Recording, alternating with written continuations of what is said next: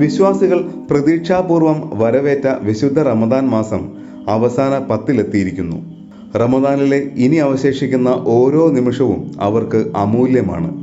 വിശുദ്ധ ഖുർആൻ അവതരിപ്പിക്കപ്പെട്ട 1000 മാസത്തേക്കാൾ പുണ്യം കൽപ്പിക്കപ്പെടുന്ന ലൈലത്തുൽ ഖദ്ർ എന്ന അനുഗ്രഹീത രാത്രി റമദാന്റെ അവസാന 10-ലാണ്.